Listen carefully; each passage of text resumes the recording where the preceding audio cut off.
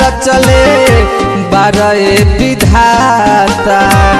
दुनिया में केहू नहीं बची बुझाता कैसन लीला रचले बारे विधाता दुनिया में केहू नहीं बची बुझाता ऐसन रोग सरवाइल बा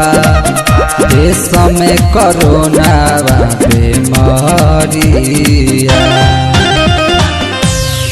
तो ऐसन आइल महामरिया हो अरे ऐसन अरे आइल महामरिया हो ऐसन आइल महामरिया हो केहू नहीं सटे भिरिया ऐसन आइल महामरिया हो सटत नहीं के केहू भिरिया बाप भाई बहिन महतरिया हो बाप भाई बहिन महतरिया हो केहू नहीं सटे भिरिया ऐसन आइल ई कोरोना हो सटत नहीं के केहू भिरिया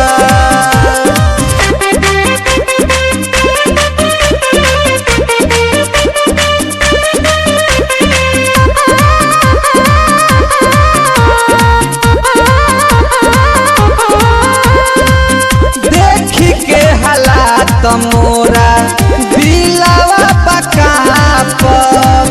मिलत ऑक्सीजन नइखे लोगावा पहाड़ सोचिए के बार बार दिलवाई डारे दुनिया में रोज रोज लाखों लोग मारे भइल बाट सिस्टम सब फेल हो नहीं खे उनका जनता के फिकिरिया तो ऐसन आइल महामरिया हो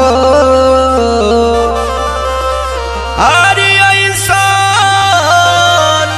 अरे आइल महामरिया हो ऐसन आइल महामरिया हो केहू नहीं सटे भिरिया ऐसन आइल महामरिया हो सटत नहीं के केहू भिरिया बाप भाई बहिन महतरिया हो बाप भाई बहिन महतरिया हो केहू नहीं सटे भिरिया ऐसन आइल ई कोरोना हो सटत नहीं के केहू भिरिया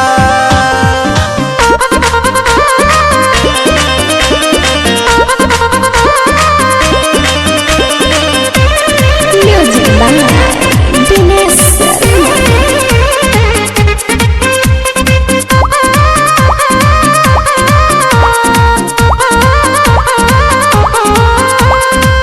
बाबूजी के लाल गईले माई के दुलरुआ सुहागिन के सुहाग गईले बहिन के पहरुआ राम जी हो बतियाई कहिले सही पूजा कैसे होई जानी लोगवा ना रही लोगवा न रही तेरा किस बिना अनमोल करतावे रौरे से देखी कर जोरिया आइल महामरिया हो अरे ऐसान अरे आइल महामरिया हो ऐसन आइल महामरिया हो केहू नाही सटे भिरिया ऐसन आइल महामरिया हो सटत नहीं के केहू भिरिया बाप भाई बहिन महतरिया हो हाँ, बाप भाई बहिन महतरिया हो केहू नाही सटे